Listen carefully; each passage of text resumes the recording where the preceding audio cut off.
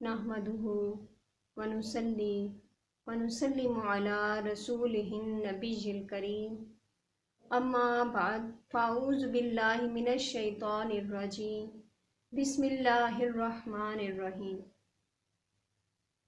ابن عساکر، ابن سعد، امام ابو نعیم نے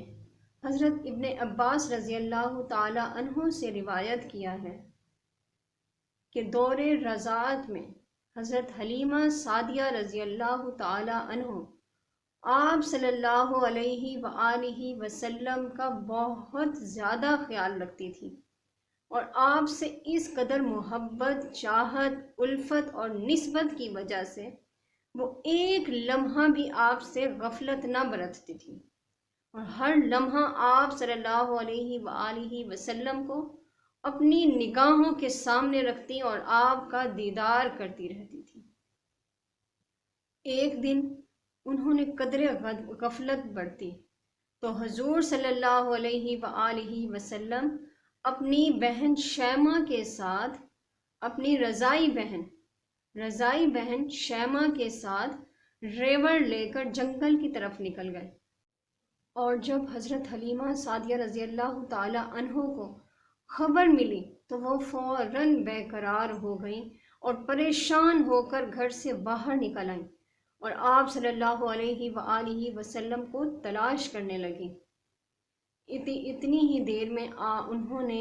شیمہ کے ساتھ آپ کو آتے دیکھا۔ انہوں نے دونوں بہن بھائیوں کو جب ایک ساتھ دیکھا تو قدرے مطمئن ہو گئیں، اور جب وہ قریب آئے تو حلیمہ سعدیہ رضی اللہ تعالی عنہ نے اپنی بیٹی شیمہ سے ناراض ہو کر کہا کہ تمہیں پتہ نہیں ہے اتنی کڑی دھوپ ہے اور تم ان کو لے کر باہر چلی گئی ہو؟ تو انہوں نے مسکرا کر جواب دیا، امی جان، اب تو میں ہر روز ہی اپنے بھائی محمد صلی اللہ علیہ وآلہ وسلم کو اپنے ساتھ لے جایا کروں گی۔ تو انہوں نے وجہ دریافت کی تو انہوں نے کہا کہ آج جب میں ان کو لے کر جنگل کی طرف گئی اور پہاڑوں میں میں نے ریوڑ کو چھوڑا تو پہاڑوں میں مجھے گرمی محسوس نہیں ہوئی۔ جہاں میرا بھائی محمد صلی اللہ علیہ وآلہ وسلم بیٹھ جاتا، قدرت کی طرف سے بادل سایہ کرتے، اور اس سائباں کی وجہ سے میں نے بڑی ہی راحت، سکون اور الفت محسوس کیا اور مجھے بہت آرام ملا۔ اور دوسرا، یہ جو ریوڑ ہے بکریوں کا، یہ بکریاں میرے ہاتھ سے سنبھلتی نہیں ہیں، ادھر ادھر بھگا بھگا کر مجھے تھکا دیتی ہیں، لیکن آج جانے کیا وجہ ہوئی کہ جہاں میرا بھائی محمد صلی اللہ علیہ وآلہ وسلم بیٹھ جاتا،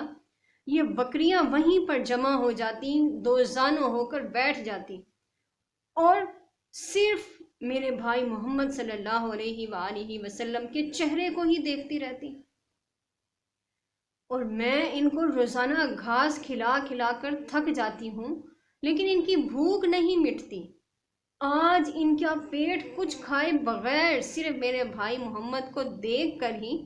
پہلے سے زیادہ بھرا ہوا ہے۔ حضرت حلیمہ سعدیہ رضی اللہ تعالی عنہ اپنی بیٹی شیمہ کی یہ باتیں سن کر بڑی حیران ہوئیں،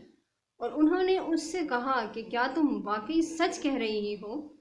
تو حضرت شیمہ نے جواب دیا، جی امی جان، میں بالکل ٹھیک کہہ رہی ہوں، اور وہی حالات میں نے آپ کے سامنے پیش کیے ہیں جو میں نے اپنی نظروں سے دیکھے ہیں۔ جب دودھ دوہنے کا وقت آیا تو جناب حارث وہ دودھ دوہنے کا برتن لے کر بکری کے پیچھے جا کر بیٹھ گئے، اور انہوں نے اس برتن کو دودھ سے بھر لیا۔ پھر انہوں نے آواز دی، حلیمہ، دوسرا برتن لے کر آؤ۔ حضرت حلیمہ سعدیہ رضی اللہ تعالی عنہ نے انہیں دوسرا برتن پیش کیا تو وہ بھی دودھ سے بھر گیا۔ تو انہوں نے حضرت حلیمہ سعدیہ سے کہا، مبارک ہو حلیمہ، ایسی پاک اور طہارت والی روح ببرکت روح گھر میں لائی ہو، یہ ساری برکت اسی کی وجہ سے ہے۔ جاؤ محلے میں اعلان کر دو کہ جس گھر میں بھی دودھ کی ضرورت ہے وہ اپنا برتن لے آئے اور ہم سے دودھ لے جائے۔ ایسا لگتا ہے کہ جیسے اللہ تعالیٰ کی رحمت نے ہمیں چاروں طرف سے گھیر لیا ہے۔ سبحان اللہ۔ روزانہ جب بکریاں گھاس کھاتی تھیں تو تھوڑا دودھ دیتی تھیں، آج چونکہ پیٹ دیدار مصطفیٰ صلی اللہ علیہ وآلہ وسلم کی برکت سے بھر چکا تھا، تو دودھ میں بھی فراوانی تھی، برکت تھی، خیر تھی، ایسی خیر اور برکت کہ پورا محلہ اس سے فیض یاب ہوا۔ ماشاء اللہ،